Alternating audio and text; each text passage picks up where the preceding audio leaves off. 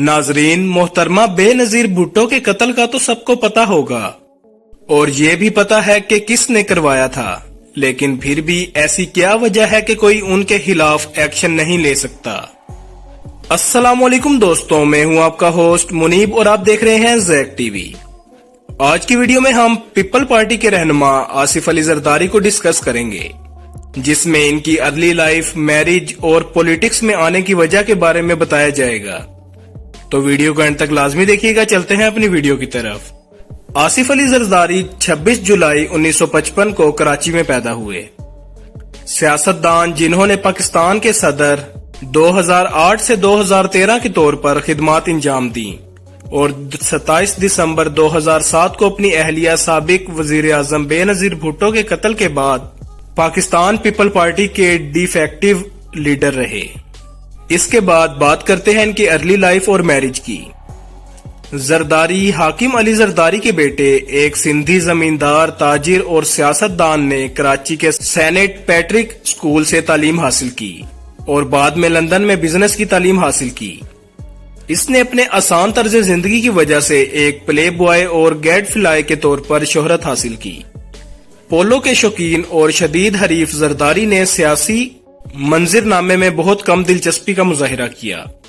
बेनजीर भुट्टो से इनकी मंगनी हुई, जो साबिक सदर और वजीर आजम जुल्फकार अली भुट्टो की बेटी थी, और आसिफ अली जरदारी बेनजीर भुट्टो से अपनी मंगनी के अवामी ऐलान से 5 दिन पहले पहली बार मिले थे। 18 दिसंबर 1987 को दोनों की शादी एक मुनज़्ज़िम और निस्बतन सादगी से हुई और इनके 3 बच्चे हुए। एक बेटा बिलावल और 2 बेटियां बख्तावर और आसफा हैं। इसके बाद बात करते हैं आसिफ अली जरदारी की पॉलिटिक्स में एंट्रेंस की। इनकी शादी को 1 साल से भी कम अरसा हुआ था जब प्रेस मोहम्मद ज़ियाउल हक को कत्ल कर दिया गया, जिससे 1 दहाई से जायद फौजी हुक्मरान का खात्मा हुआ। इंतखाबात में भुट्टो की कामयाबी ने इन्हें वजीर आजम के ओहदे पर फाइज किया। 1990 में बदऐवानी के मुतल्लिक स्कैंडल की वजह से इनका दौर खत्म हो गया। जरदारी और इनकी अहलिया दोनों ही हस्बे इख्तलाफात के सियासतदानों के साथ साथ भुट्टो की अपनी पार्टी पीपल्स पार्टी के नाराज अरकान के हमलों का मरकज थीं।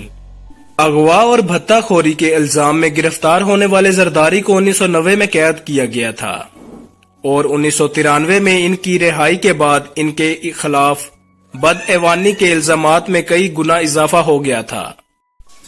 कुछ लोगों ने इन्हें मिस्टर 10% का लेबल लगाते हुए इल्जाम लगाया था कि इन्होंने भुट्टो के दौर हुकूमत में बड़े सरकारी ठेकों पर किकबैक्स लिए थे।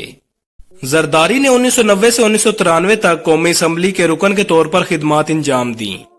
इस दौरान इन्हें वक्तन फवक्तन सेशंस में शिरकत के लिए जेल से रिहा किया जाता रहा और 1993 से 1996 तक वफाकी वजीर बराए सरमायाकारी इनकी हुकूमत में जरदारी ने जारहाना अंदाज में पीपल पार्टी को कंट्रोल करने की कोशिश की, लेकिन वो पार्टी के अंदर और बाहर मुखालफिन की तरफ से मुसलसल बढ़ती हुई तनकीद का निशाना रहे।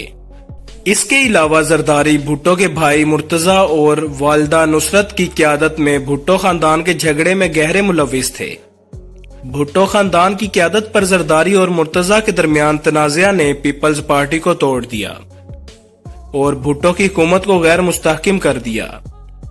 20 सितंबर 1996 को मुर्तजा जरदारी दुश्मनी का अचानक खात्मा हुआ, जब मुर्तजा को पुलिस ने गोली मारकर हलाक कर दिया।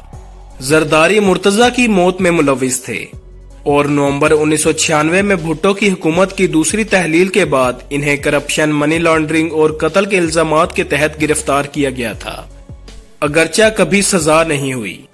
जरदारी 1997 से 2004 तक कैद रहे।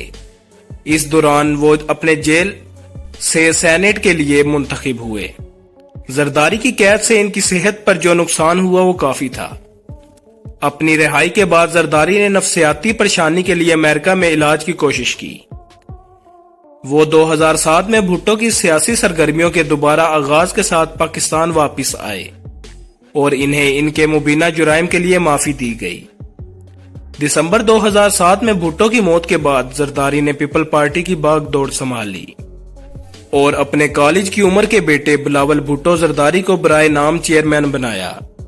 اس کے بعد بات کرتے ہیں ان کی پولیٹکس لائف آفٹر پریزیڈنسی کی۔ زرداری اپنی صدارت کے بعد کے سالوں میں پیپل پارٹی میں کلیدی کردار ادا کرتے رہے۔ اس نے 2015 میں ملک چھوڑ دیا، تاہم سیکیورٹی اسٹیبلشمنٹ کے ساتھ کشیدگی کے درمیان 2016 کے آخر میں اپنی واپسی کے فوراً بعد انہوں نے 2018 کے قانون ساز انتخابات میں حصہ لینے کے لیے اپنے ارادے کا اعلان کیا، جس کے بعد وہ حزب اختلافات کے رہنماؤں سے ایک کے طور پر قومی اسمبلی میں داخل ہوئے۔ اپوزیشن کی بڑھتی ہوئی تعداد میں نواز شریف سمیت کرپشن کے الزامات پر تعاقب کیا گیا۔ خود زرداری کو جون 2019 میں گرفتار کیا گیا اور دسمبر میں ضمانت پر رہا کر دیا گیا، تاہم وہ منی لانڈرنگ کے الزامات کا سامنا کرتے رہے اور ان کے بیٹے بلاول نے پارٹی قیادت میں بڑا کردار ادا کرنا شروع کیا۔ تو ناظرین، یہ تھے ہماری آج کی ویڈیو کے لیڈر۔ اب آپ اسے لیڈر سمجھے یا کچھ اور، یہ آپ کی مرضی۔ امید ہے دوستو آج کی ویڈیو آپ کو پسند آئی ہوگی۔ اگر ویڈیو اچھی لگے تو چینل کو سبسکرائب اور ویڈیو کو لائک کرنا مت بھولیں۔ شکریہ۔